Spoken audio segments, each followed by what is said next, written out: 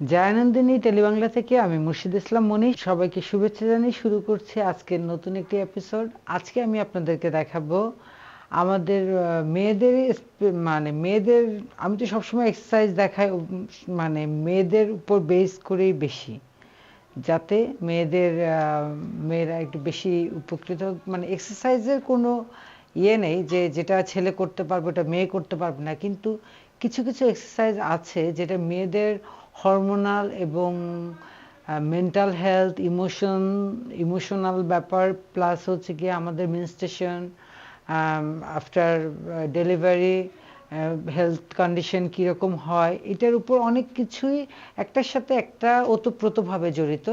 এই জন্য আমি চেষ্টা করি সবসময় মেয়েদেরকে এমন কিছু এক্সারসাইজ দেখাতে যেটা মেয়েদের জন্য সাপোর্টিভ হয়, তাদের বেটার হেলথের জন্য। আসলে আমাদের কি হয়, আমাদের অ্যাকচুয়ালি 28 দিনের একটা সার্কেল। তো সে সময় দেখা যায় আমাদের মুডের উপরে, আমাদের হেলথ এবং ফিজিক্যাল হেলথ, মেন্টাল হেলথ, এগুলো সব কিছুর উপরই একটা প্রভাব পড়ে। যেমন আমাদের এক একটা সময় পিরিয়ডের 10 দিন, মানে শুরু হওয়ার 10 দিন আগের বডির কন্ডিশন, মিডল 10 দিন এবং শেষের যে এরকম, যে যদি আমরা ভাগ করি 3 ভাগে, তো এক এক সময় বডি এক একটা কন্ডিশনে থাকে। হ্যাঁ, এবং ওটার উপরে আমাদের মেন্টাল হেলথের অনেক বিষয়, এটার উপরে ইফেক্ট পড়ে, মেন্টাল হেলথের উপর অনেক ইফেক্ট পড়ে। তো যাই হোক, আজকে আমি আপনাদেরকে দেখাবো যে কয়েকটা আসন বা কয়েকটা ইয়োগা পোজ যেটা কিনা আপনারা করলে আপনাদের এই পুরো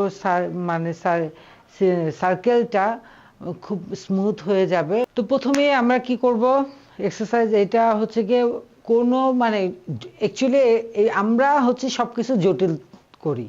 অ্যাকচুয়ালি জটিল কিছুই না, সব কিছু খুব ইজি। আমাদের দৃষ্টিভঙ্গির ব্যাপার, কোনো কিছুই কঠিন না, সব ইজি। শুধু আমরা কঠিন করি বিধায় কঠিন হয়ে যায়, এই আর কি।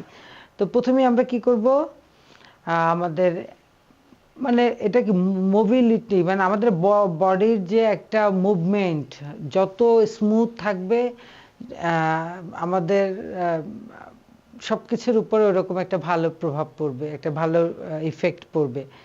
প্রথমে আমরা কি করব,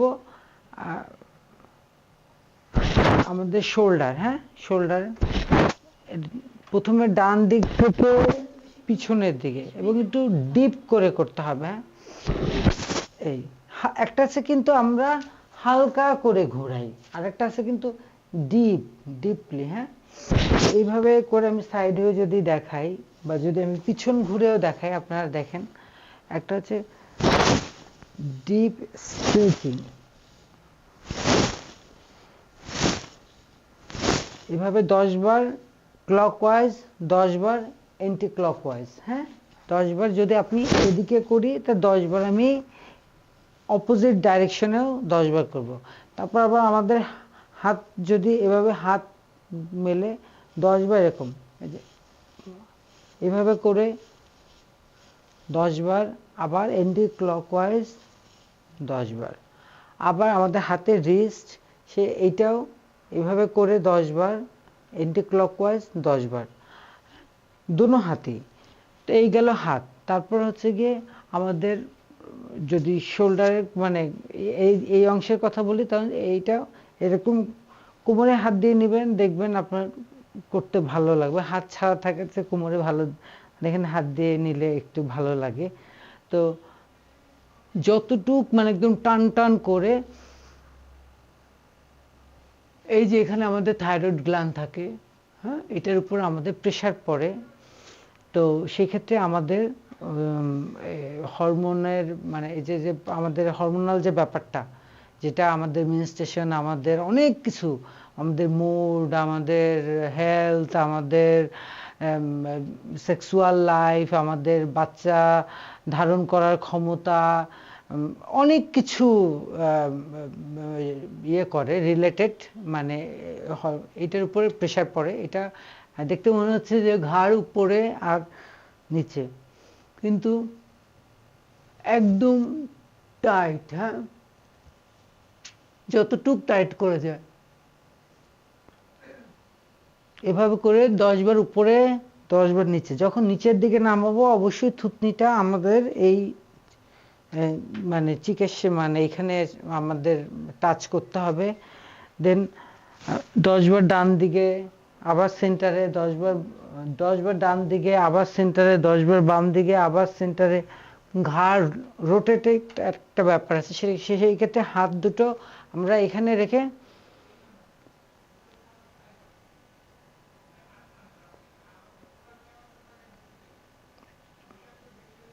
এন্টি ক্লকওয়াইজ আপনি খুব মানে হালকা বোধ করবেন এগুলো। হ্যাঁ, তারপর আসেন আমরা কি করব, কোমরে হাত দিয়ে জাস্ট মানে আমাদের হিপ রোটেটেড এক্সারসাইজ। এটা হচ্ছে কি জাস্ট ডান দিক থেকে নিয়ে বাম দিকে,